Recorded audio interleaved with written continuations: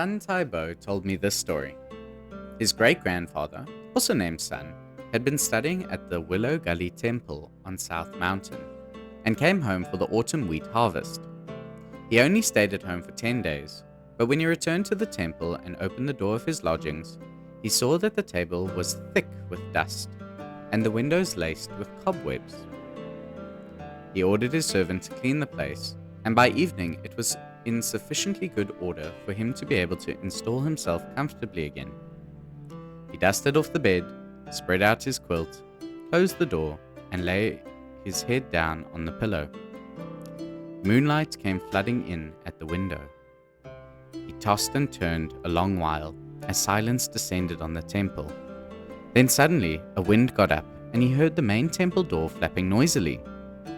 Thinking to himself that one of the monks must have forgotten to close it, he lay there a while in some anxiety.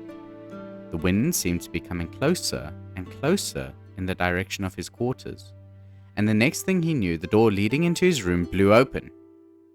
He was now seriously alarmed and quite unable to compose himself.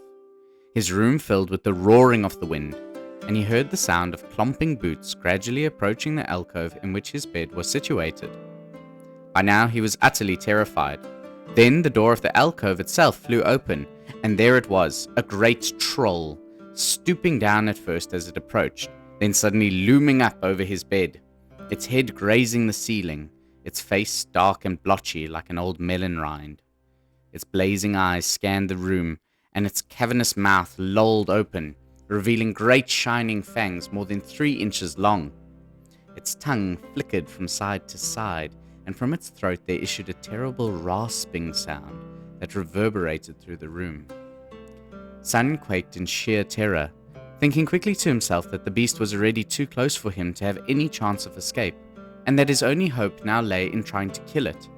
He secretly drew his dagger from beneath his pillow, concealed it in his sleeve, then swiftly drew it out and stabbed the creature in the belly.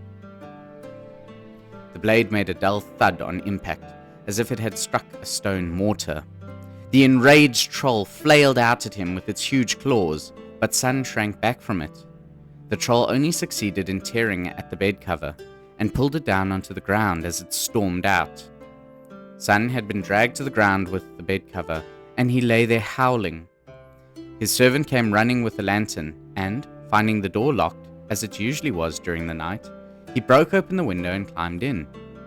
Appalled at the state his master was in, he helped him back to bed and heard his tale. Afterwards, they examined the room together and saw that the bed cover was still caught tight between the door and the door frame. As soon as they opened the door and the cover fell free, they saw great holes in the fabric where the beast's claws had torn at it. When the dawn broke the next morning, they dared not stay there a moment longer, but packed their things and returned home. On a subsequent occasion, they questioned the resident monks, but there had been no further apparition.